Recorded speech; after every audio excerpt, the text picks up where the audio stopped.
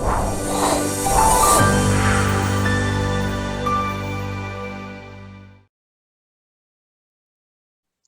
again, everybody. I'm Jamie Allison, and this is the Big Idea, Big Moves podcast. This is the destination for high performers. We talk to people from different genres, different niches, people just doing really cool things in their space.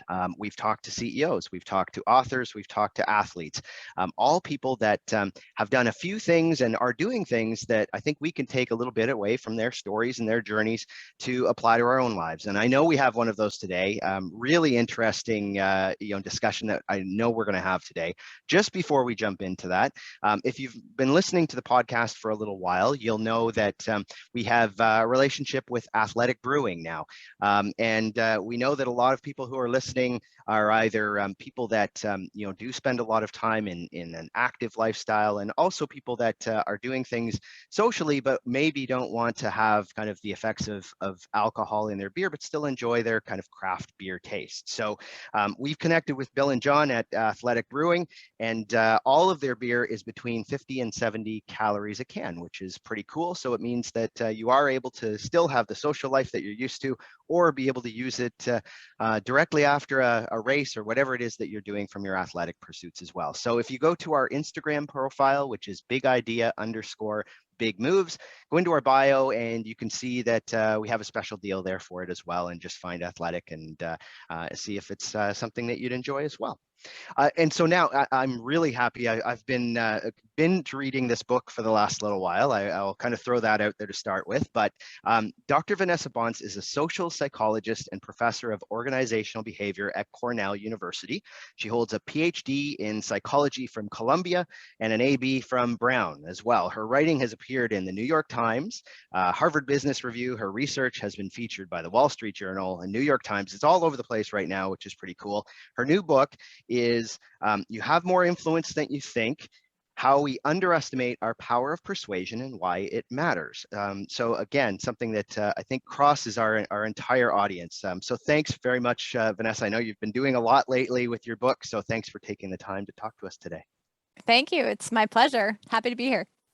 Well, maybe we start. I mean, before we jump into some of the great stuff that's in the book, I know that obviously you've had a really interesting kind of career path getting to where you are now. And why don't you tell us a little bit about that just to start things off? Yeah, for sure. And I really like starting out this way because I think if you just read my credentials, it sounds like, oh, she clearly went to these like top schools and studied psychology, and now she teaches psychology. What a straightforward path with, no ups and downs and total clarity. And from my perspective, it's just not really like that. And so I like to start by, sort of the very beginning, which is that I grew up on a farm in New Jersey, of all places, where there are actually farms. And my dad was a mechanic and my mom was a teacher. And the idea of like an Ivy League school was very distant to me. And my dad, didn't even really know much about college at all. His dream was really to send his kids to college. Mm-hmm. And so showing up at Brown when I went to undergrad, I really had a lot of imposter syndrome. I also tend to be an introvert for the most part. And so, I feel like that gave me this perspective that made me sort of notice things in my surroundings that in, years and years and years later, I've studied and put into this book, that they kind of allowed me to pick up on some misconceptions that I had that it turns out lots of people have. So, I always felt like a fish out of water because everyone else around me seemed to, come from fancy schools and pick up on things and, have this great educational background. But in fact, I did fine. I did well, and I went on to get my PhD. And so I just really had this misperception, this kind of inaccurate sense of my impact and my ability to do things. And so anyway, I graduated from Brown. I was a psychology major, but I thought I would go into advertising and marketing. And I got my first job at Ogilvy and Mather in New York City and thought that was like my dream job. Yeah. But I pretty quickly learned that I actually didn't like advertising and marketing. And so I tried out a bunch of other things. I tried out elder care. I worked in a sleep lab, which I had also done as an undergrad. I had a bunch of different kind of random jobs. And I always kind of liked the idea of market research in advertising. So it wasn't just the idea of marketing I didn't like, but I liked certain parts of it. And everyone in market research had a PhD. So eventually I was like, maybe I'll just go get my PhD and try advertising again. I went to Columbia, started doing research, and pretty quickly stumbled on the findings that are the basis for a lot of the research I've done and put into the book. I was working with a professor there. I was collecting data in Penn Station to do this study where we were collecting surveys basically from random people. Yeah. And I hated so much going up to people and having to ask over and over and over, like 100 times, will you fill out this questionnaire? And Yeah. I had this idea in my head that it was going to be this horrible experience walking up to people. But in fact, it wasn't that bad. People were pretty kind, and a lot more people said yes to me than I expected. I expected people to like yell at me and reject me in a huff. Yeah. And so when I brought the survey data back to the professor I was working with, we were kind of less interested, and our findings our initial sort of predictions didn't come out. So we're less interested in what we originally were predicting. And instead, we kind of focused on my own experience, the Yeah. idea I had in my head about how this was going to go and how it actually went. And we wound up testing this in the lab, sending other people out to go ask for things and guess how hard it would be and how uncomfortable it would be in advance. And they all seemed to discover the same thing, that more people said yes to them than they expected, that in the end, people were kinder and warmer than they expected. Yeah. And so that discovery and being able to sort of put my own aha moment, right, test it out, make sure it wasn't just me, it was like a general thing, really just made me excited about social psychology and research. And so that became a thing where I just followed through with that until I, wound up here as a professor. Yeah, it's interesting that you have said, that's flowed into the book, because it's obvious that when you read the book that that's a extreme theme through it, is that there's this idea, our perception of either the impact of something or how difficult something will be is not necessarily founded. It's more in our head. And I thought you actually said we often overestimate how much other people's attention is on us when we're self-conscious about something, but we also underestimate how many things we do kind of influence and people see when it's just our normal going through a normal day and we don't have that kind of self-conscious piece. Can you talk a little bit about that? I just found that really, really interesting, and I think most people can understand how that might be. Yeah. So, and the two effects that describe that have nice names that are very memorable and sticky. So Yeah. the first is the invisibility cloak illusion. So I'll start with the one that people actually are paying more attention to us than we tend to think. And so this is done by a researcher at Wharton, Erica Boothby, and her colleagues, who basically have described this experience we have as we walk about our daily lives as feeling like we are draped in an invisibility cloak. So Mm-hmm. basically, you can imagine yourself like walking around, maybe you have headphones on, maybe you have sunglasses on, maybe you're just reading the paper on the subway, whatever you're doing, and going about your daily life. And when she asked people basically in these kinds of scenes, when you're going about your daily life, if you're just eating out at lunch, for example, how many people were paying attention to you? Mm-hmm. People underestimate how many people are actually paying attention to them in those moments, right? And then she'll survey the rest of the people coming out and find out that in fact, more people were paying attention to you than you think. Mm-hmm. And so that is interesting because it means that the things that we do have the potential to impact people more than we realize. If people are noticing the things we do, they may Mm-hmm. mimic them because we know people mimic the things they see. And so we really do have this potential impact that we're less aware of than is actually the case. But at the same time, often if I say that, people are like, I knew it. Like everyone was Yeah. paying attention to this stupid thing I did. Yeah. But in fact, there's kind of this other phenomenon, which is nice and comforting, called the spotlight effect. Mm-hmm. And that's the idea that we think that everyone's noticing the things we're most embarrassed about and insecure about, right? More so than they actually are. And so this was done by Tom Gilovich, one of my colleagues here at Cornell. And he did this by having people wear this Barry Manilow concert t-shirt, which at the time people were embarrassed to wear. Nowadays, I feel like people would just think it was funny and Now it's cool and hip, retro but cool. Yeah. exactly. But they did pre-test it back then and people were genuinely embarrassed. And then he led them to a room and led them back out of the room under this, whole cover story. And he said, how many people do you think noticed what you were wearing in that room? And then he actually had the people in the room say, did you know what was on that person's t-shirt? And people actually thought more people had noticed what was on their t-shirt than actually had. So when you're sort of acutely self-conscious about something, we show the opposite. We think everyone's looking, right? And so actually Erica Boothby sort of reconciled these two things because you're Yeah. like, how can they both exist? And showed that when she brought people into the lab and just had them wear their ordinary clothes and asked them how many people noticed what you were wearing and what you were doing, they underestimated how many people noticed them. But when she actually gave them an embarrassing t-shirt, then they showed the same effect as the spotlight effect. They overestimated. So in the very same study, she Wow. found both of these effects. And so it's a happy story, right? It's that we have this impact. People are paying attention to what we do, which can, in fact, influence people.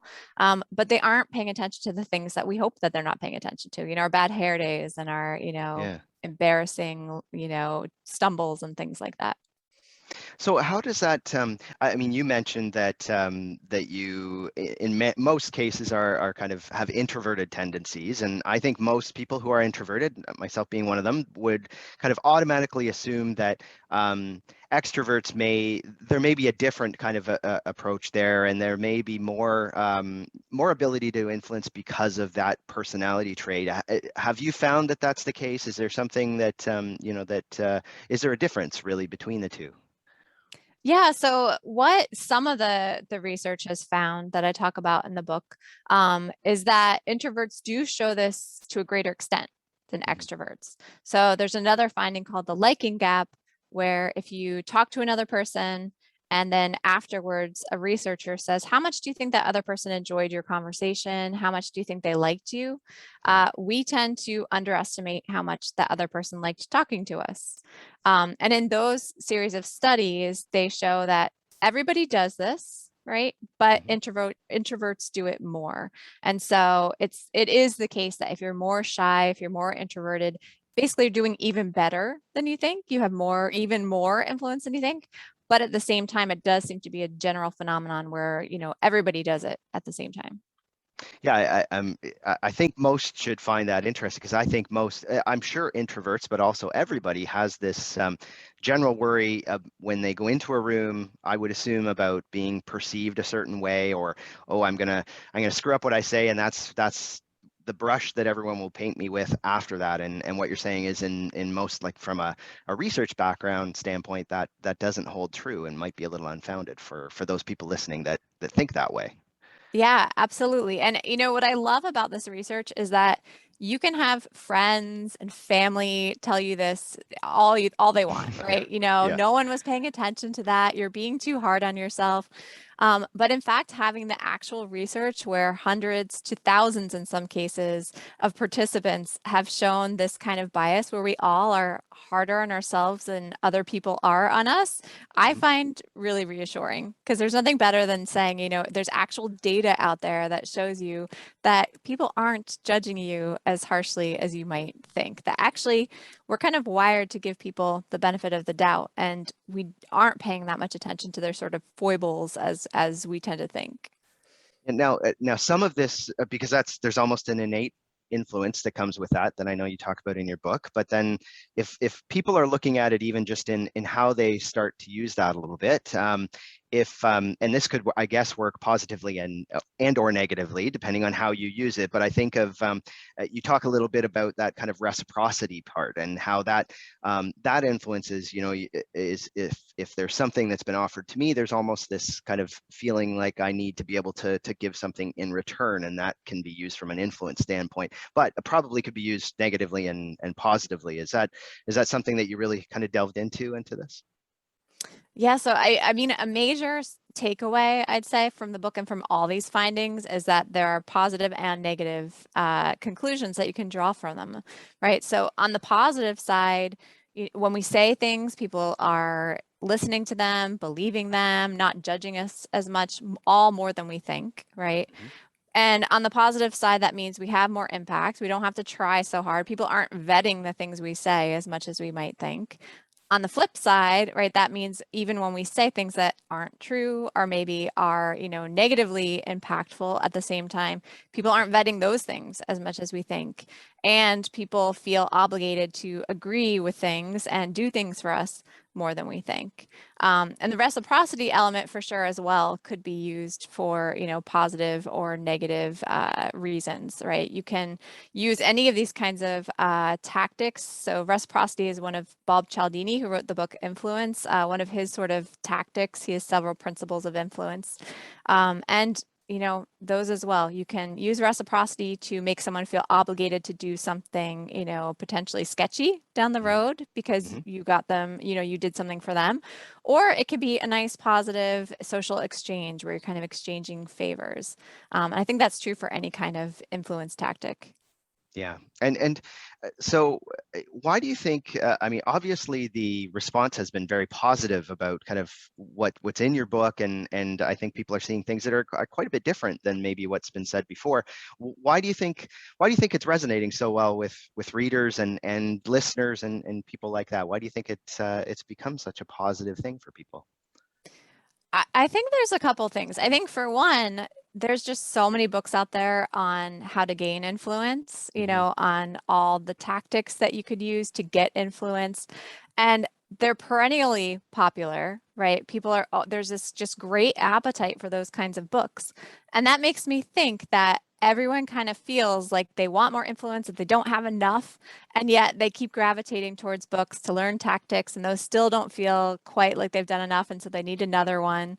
Yeah. And so I think it's just this constant sort of battle to want to have more influence. And I think this book actually tells people to first, let's take a step back. Let's do kind of an influence audit. Let's actually think about the influence you have already and all the barriers that might be causing you to miss it, to not see it, to underestimate it before you go out and think that you need to get, yet another tactic to figure out how to have more influence. And I think that's a really helpful, reassuring message for people. And I think it is because so many people, not just the introverts or the shy people, Mhm. and even people in power, right? People who actually have a lot of influence, they also are, unable to see it at times.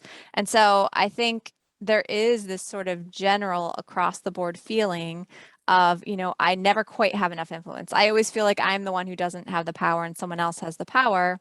And this Mhm. is taking a step back. Like, let's reassess. Let's see what's actually going on in this situation. I do find it interesting that you said even people sometimes who have the power or maybe positional power and things like that don't realize it themselves. And I think of how many people that are CEOs and maybe don't realize when you talk about when they come into a room, the little things that they say, the little things that they do to acknowledge somebody, and all of those things, how impactful that can be, and probably even compounded because of their positional power. And I'm assuming that that's something as well that maybe hits home with some of those people who are already in those influential positions as well. Yeah, absolutely. It's interesting because, when you have positional power, that's a time when you have so much more influence, and people find it difficult to say no to you. They find it difficult to voice opinions that are opposed to your opinion. Yeah. And yet, it's also the same period of time when you're especially sort of unable to recognize the influence that you have, interestingly. So there's these psychological effects of having power that lead us to, first of all, be less likely to take the perspective of other people. So Hmm. when we're in a position of power, we are in control of things, right? And so we don't have to worry so much about how someone feels about the things that we said. We're not constantly checking in, like, oh, were you offended by something I said? Oh, how did you take that? Right? We just do it less when we're in a position of power. And so we miss the way our words come across because we're not sort of trying to take someone's perspective as much and get that information get into their heads. At Yeah. the same time, when we're in a position of power, we can say no to things. We can kind of just say what we think and feel okay about that. And we have a tendency, a very human tendency, to over apply that and assume other people also feel a similar way. And so we may look around and still feel like the little guy and feel connected to the people who are below us and think, oh yeah, I'm just one of the group, and they can Yeah. easily go against what I say or say no if they feel uncomfortable with that. But in fact, they can't. And it's a time when we really miss that, the time when it's the hardest for people to do that. Yeah, it's that self-awareness can sometimes be difficult, and books like this really help that. For you going through this process, I mean, obviously, I'm sure a lot of work has went into this over time, but maybe just have you found that you've adjusted the way you do things because of the research that you've done and putting this book together? Has it impacted you that way?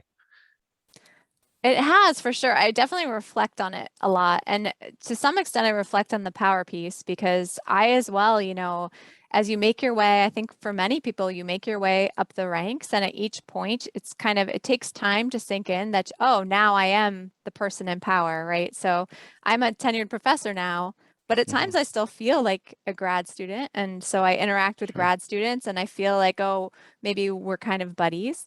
Yep. But I've definitely learned to sort of check myself on that. And when I suggest something, make sure that they're clear that they don't have to follow it, right? And try to make sure I understand how they're taking the things that I say. And if I want them to feel free to either argue with me or say no to me, I try to create the space for them to do that. And also, on the flip side, as I talked about, people are more likely to agree to do things for us than we think. And that can Hmm. be a really helpful, empowering kind of thing where I feel like if I needed help with something, I feel more comfortable asking for it. I know that I won't be judged as harshly as I used to think. I Yeah. know people are less likely to say no than I used to think. But that doesn't necessarily mean that I ask for things more. But what's Yeah. interesting is that the feeling of if I did ask, I know that I could get the help I need. Yeah. Sometimes that is enough. And there's research showing that actually an awareness that you could get help can be just as good for self-efficacy as actually Mm. getting that help. And so in Yeah. that way, it's kind of just a different mindset that has been really helpful. So you've talked about the asking for things that there's not as much of a barrier as there, and some of that is probably also as you've grown over time. But I'm thinking, people that are listening right now, and anytime um, I'm asked a lot of kind of high performers or people that are the perception is they're doing very well. Almost all of them will say, there's no harm in asking, and that's often what's created door openings for them and opportunities for them. And I guess, can you expand on that a little bit? Is that in your research? I know that you've really talked about that more often than not, people will help. And is that something? Is that a tactic people can use? And maybe if you can get past that barrier a little bit in your head, that it does open a lot of doors and opportunity to you, as well as the possibility of things coming back to you later. But I really do think that it is. And as you said, we found people tend to think that when they ask for something, they're trying to get past no, right? right. That people's initial inclination is going to be no, is going to be to reject them. And they have to find a way to sort of break through that glass or that barrier and get to yes.